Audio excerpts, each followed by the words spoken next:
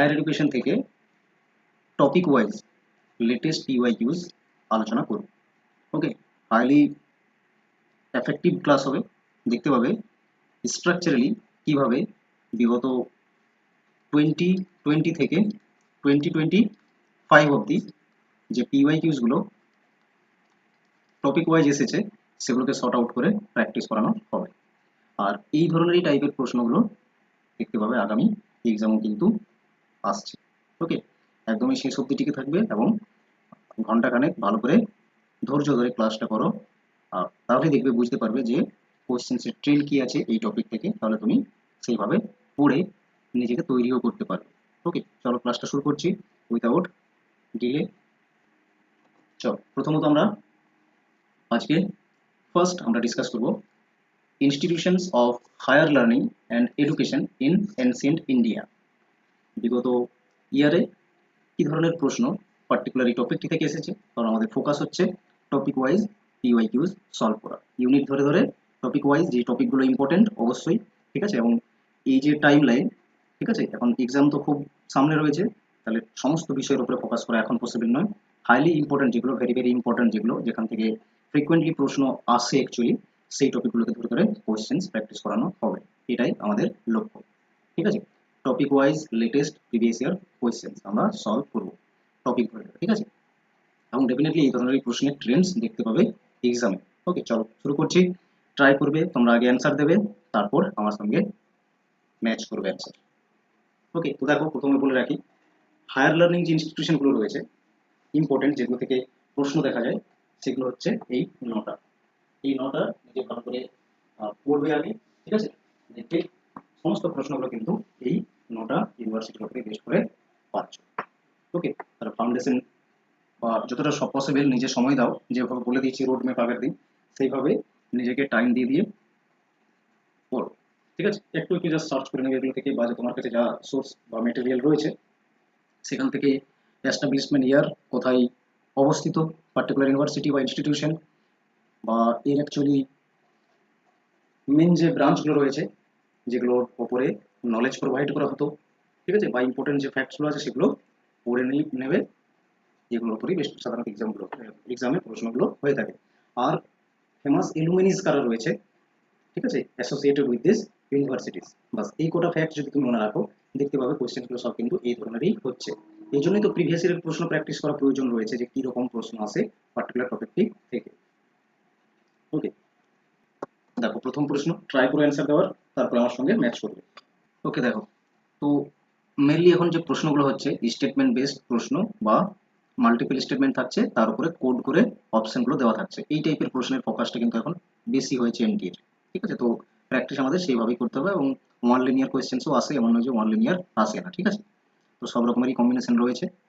Statement ওয়ানে কি বলা হয়েছে, the Nalanda university of ancient India attracted students from various parts of Asia.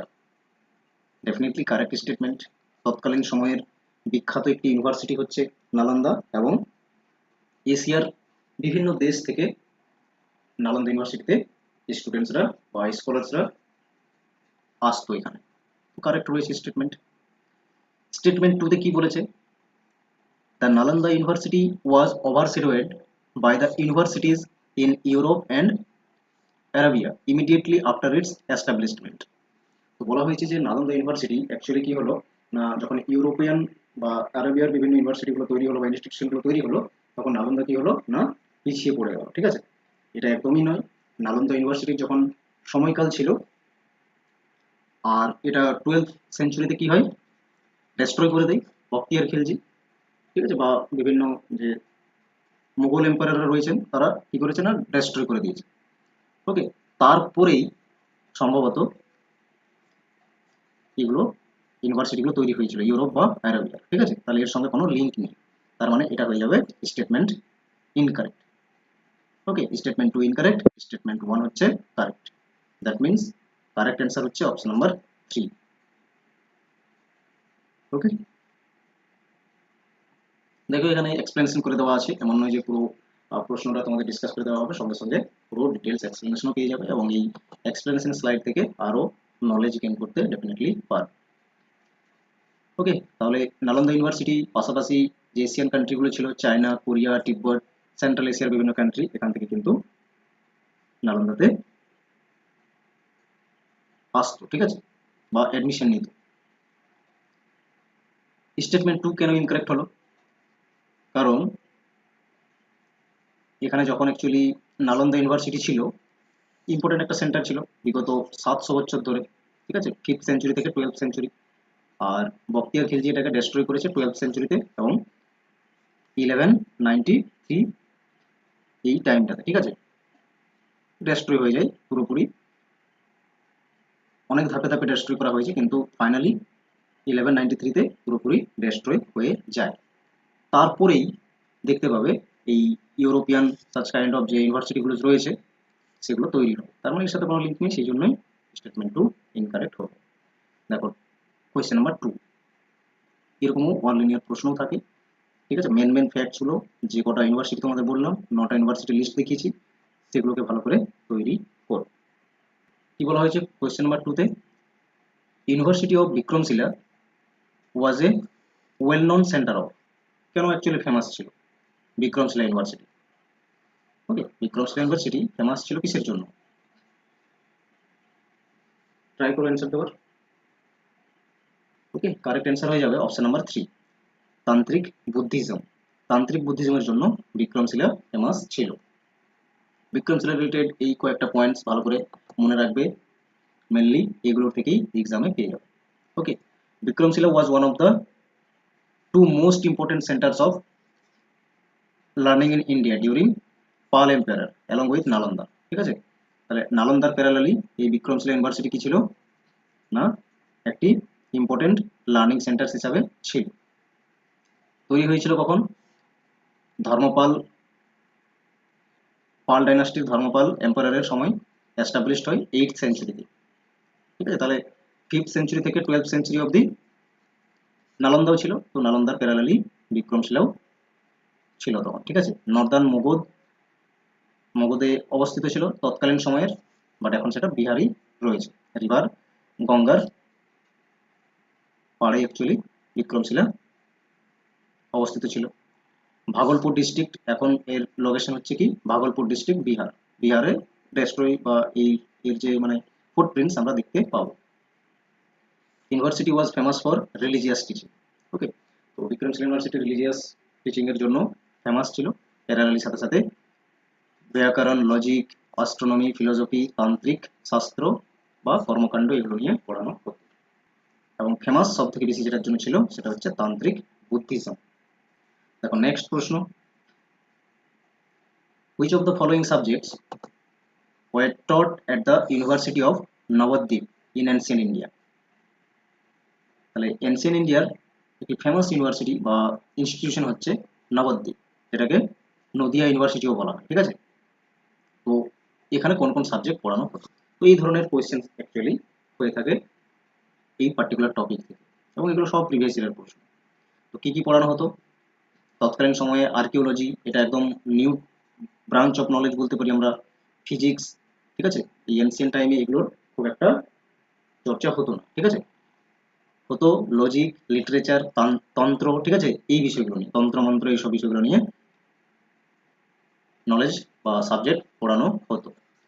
তাহলে চলে আসবে সিডিই, অপশন নাম্বার 3 কারেক্ট হবে। নবদ্বীপ সম্পর্কে একটু জেনে রাখো। গঙ্গা এবং জলঙ্গি নদীর কনফ্লুয়েন্স মানে যেখানে মিলিত হচ্ছে সেখানে নবদ্বীপ বা নদিয়া ইউনিভার্সিটি রয়েছে। অক্সফোর্ড অফ বেঙ্গল এই নদিয়া ইউনিভার্সিটিকে বলা হয়। ওকে, এনসিয়েন্ট এবং মিডিয়াভেল টাইমের একটা ইম্পর্টেন্ট লার্নিং সেন্টার ছিল নবদ্বীপ ইউনিভার্সিটি। ওকে, এবং এটা আরো জানা যায় কি বিদ্যাতীর্থ নামে জানা যায় Nabadwip university. It serves renowned seats of Sanskrit literature সংস্কৃতের উপরে, হিন্দু ফিলোসফি, তন্ত্র বা নব্য ন্যায়, নিউ লজিক, এই বিষয়গুলোতে এখানে অ্যাকচুয়ালি শিক্ষা প্রদান করা হতো।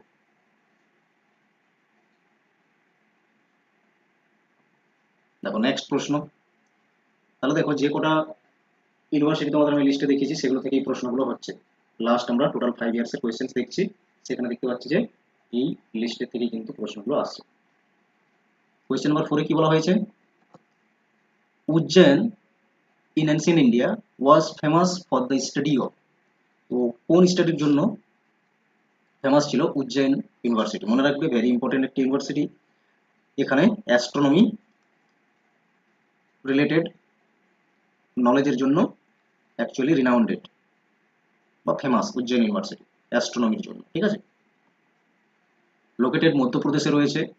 আগে উজ্জয়ন ইউনিভার্সিটির নাম ছিল অবন্তি, ওকে। আর এটা ফেমাস হচ্ছে ম্যাথামেটিক্স আর অ্যাস্ট্রোনমির জন্য। সেকুলার লার্নিং সাবজেক্ট বা সায়েন্টিফিক নলেজ এখানে অ্যাকচুয়ালি দেওয়া হতো, ঠিক আছে। ম্যাথামেটিক্স এবং অ্যাস্ট্রোনমি এই ধরনের সাবজেক্টগুলোর জন্য উজ্জয়ন বা অবন্তি ইউনিভার্সিটি ফেমাস ছিল। এখন নেক্সট কোয়েশ্চেন নাম্বার 5 কি বলা হয়েছে, who among the following are said to have had their education at Taxila. এখানে বলতে হবে যে কজন অ্যালুমিনিস দেওয়া রয়েছে, 4জন অ্যালুমিনিস দেওয়া রয়েছে, এদের মধ্যে কারা তাকসিলা ইউনিভার্সিটিতে ছিলেন, ঠিক আছে, এজ এ স্কলার বা এজ এ অ্যাকচুয়ালি টিচার হিসাবে, ঠিক আছে, বা অ্যালুমিনিস কারা ছিলেন এক কথায়, ওকে, মানে এই ইউনিভার্সিটির সঙ্গে অ্যাসোসিয়েটেড কারা ছিল, তাকসিলা বা, বলো অ্যান্সার ট্রাই করো বলার। তাকসিলা ইউনিভার্সিটির অ্যালুমিনিস কারা ছিল, তার জন্য অবশ্যই পড়তে হবে। এবং যারা আমার ফাউন্ডেশন ক্লাস করেছো তারা হয়তো ধরতে পারছো যে কত ডিটেলস এগুলো পড়ানো হয়েছে। চাণক্য, না চৈতন্য হচ্ছে, শ্রী চৈতন্য, তাহলে চৈতন্য ছিলেন না, ঠিক আছে, তাকসিলার। পানিনি, আর এটা নাগার্জুনও হবে না, চাণক্য রয়েছে ডিতে, বি আর ডি হয়ে যাবে, পানিনি এবং চাণক্য, এই দুজন ছিলেন তাকসিলা ইউনিভার্সিটির সঙ্গে অ্যাসোসিয়েটেড। আরও বাকি ফেমাস এবং তাদের কোন অ্যাকচুয়ালি সাবজেক্টের উপরে ফেমাস ছিলেন সেটাও দেখো পাশাপাশি মেনশন রয়েছে, এবং এগুলো থেকে ডাইরেক্ট প্রশ্ন হয়। ফেমাস অ্যালুমিনিস অফ তাকসিলা ইউনিভার্সিটি, চাণক্য মনে রাখবে, যাকে আমরা কৌটিল্য বলেও জানি, অর্থশাস্ত্রের রচয়িতা, মানে হচ্ছে ইকোনমিক্সের জন্য ফেমাস ছিলেন তিনি, ওকে। নেক্সট হচ্ছে পানিনি, তিনি একজন বিখ্যাত গ্রামারিয়ান ছিলেন, ঠিক আছে, ব্যাকরণের উপরে বিখ্যাত বা তার এক্সপার্টাইজ ছিল।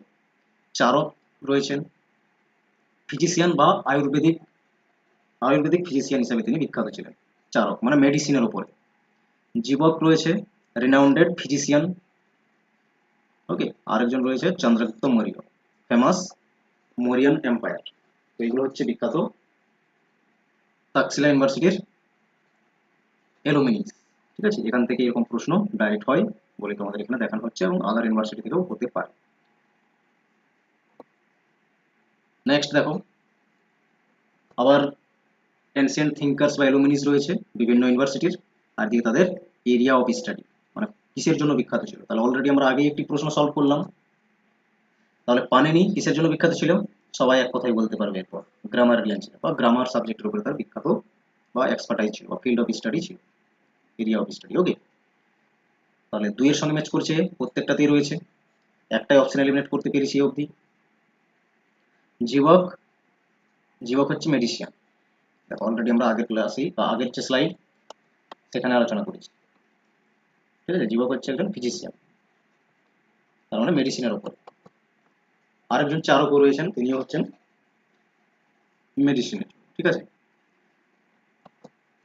তারপর হচ্ছে, আচ্ছা, এ এবং বি তে জীবক আর পানিনি তাকসিলা ইউনিভার্সিটির সঙ্গে অ্যাসোসিয়েটেড বা এলুমিনিস তারা। নেক্সট হচ্ছে ভাস্করা, ঠিক আছে, বা ভাস্করাচার্য যাকে আমরা বলি, তিনি ছিলেন অ্যাস্ট্রোনমির জন্য বিখ্যাত, এবং উজ্জয়ন ইউনিভার্সিটির তিনি এলুমিনিস ছিলেন। তাহলে ম্যাচ করছে কোনটা, বি হচ্ছে 3-এর সঙ্গে, বি হচ্ছে 3-এর সঙ্গে, এ হচ্ছে 2-এর সঙ্গে, আর সি হচ্ছে 1-এর সঙ্গে, ডি হয়ে যাবে 4-এর সঙ্গে। ফিজিক্স, আনন্দ ফিজিক্সের সঙ্গে অ্যাসোসিয়েটেড বা ফিল্ড অফ স্টাডি কি ছিল, ফিজিক্স। বাকি ডিটেলসে দেখে নাও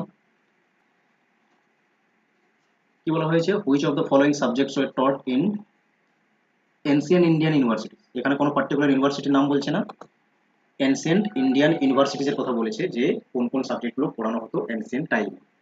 তাহলে কারেক্ট অ্যান্সার কি হবে, দেখো জার্নালিজম একদম একদম রিসেন্ট একটা মানে সাবজেক্ট বলতে পারি আমরা এনভায়রনমেন্টাল সায়েন্স, একই রকম ভাবে রিসেন্ট সাবজেক্ট, এনসিয়েন্ট টাইমে এগুলোর কোনো চর্চা করা হতো না। ঠিক আছে, চলে আসবে তাহলে লজিক, মেডিসিন, অনেক আমরা ইউনিভার্সিটিজ দেখেছি যেখানে মেডিসিনের উপরে ফোকাস করা হচ্ছে, এবং ফিলোসফিও ছিল।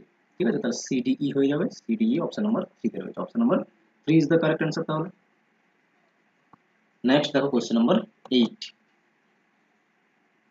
কি বলা হয়েছে, which among the following is not a Buddhist monastic university. শুধুমাত্র বুদ্ধিজম নিয়ে চর্চা করছে বা বুদ্ধিজমটাকে ফোকাস করছে এই ধরনের ইউনিভার্সিটি ছিল না, সেটি হচ্ছে কোনটি নিচে। কারেক্ট অ্যান্সার হচ্ছে অ্যাকচুয়ালি তাকসিলা। ঠিক আছে, তাকসিলা হবে কারেক্ট অ্যান্সার, বিক্রমশিলা নয়, তাকসিলা। ওকে, তাকসিলা হচ্ছে কারেক্ট অ্যান্সার। দেখো নেক্সট কোয়েশ্চেন নাম্বার 9, কি বলা হয়েছে, arrange the Indian thinkers in historical chronology. তাদের যে সময়কাল, সেই সময়কালের উপর বেস্ট করে ক্রোনোলজিক্যালি অ্যারেঞ্জ করতে হবে। এটা ডিফিকাল্ট যতক্ষণ না তুমি ভালো করে পড়বে এবং কেয়ারফুলি পড়বে। ঠিক আছে, তাহলে দেখো এখানে যে 5 জন দেওয়া রয়েছে, কবির, নানক, এরা হচ্ছে একদম রিসেন্ট। ঠিক আছে, ভক্তি মুভমেন্ট বা এই ধরনের যে মুভমেন্টগুলো রয়েছে সেই ক্ষেত্রে রয়েছে। চৈতন্যদেব হচ্ছে ভক্তি মুভমেন্টারই বলতে পারো, তো বিশেষ করে রিসেন্ট এগুলো সব তিনটি। তাহলে এই দুটোর মধ্যে ডিসাইড করতে হবে, তাহলে অ্যান্সার পেয়ে যাবে। কৌটিল্য বা চাণক্য আর হচ্ছে আর্যভট্ট। ঠিক আছে, কৌটিল্য বা চাণক্যই হবে।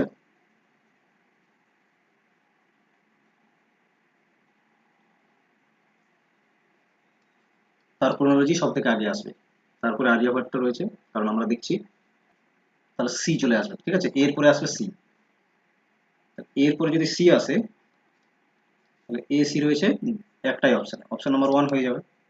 আর বাকি এগুলোকে অ্যারেঞ্জ করতে হবে, মানে এগুলো না জানলে হবে না। ঠিক আছে, ডিফিকাল্ট কোয়েশ্চেন এটাকে বলতে পারো।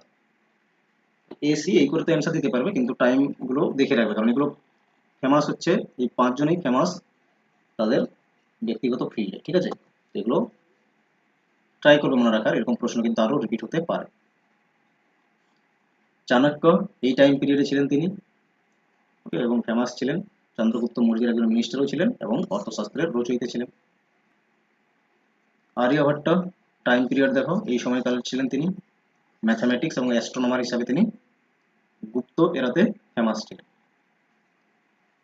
কবির হচ্ছেন একজন ভক্তি মুভমেন্টের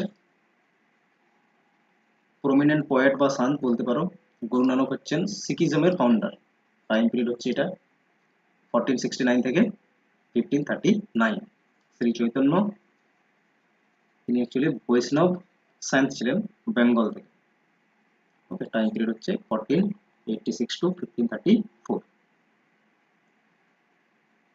ওকে, এগুলো দেখে দেখে তাদের যে টাইম পিরিয়ড সেটা দেখে দেখে অ্যাকচুয়ালি অ্যারেঞ্জ করতে হতো। এটা ডিফিকাল্ট টাইপের কোয়েশ্চেন্সই বলতে পারো। নেক্সট দেখো কোয়েশ্চেন নাম্বার 10, কি বলা হয়েছে, which of the following statements are true regarding Taxila. Taxila related বা তাকসিলা ইউনিভার্সিটি রিলেটেড কোন চারটে, এই চারটে যে স্টেটমেন্ট দেওয়া রয়েছে তার মধ্যে কোনটি কারেক্ট বা ট্রু।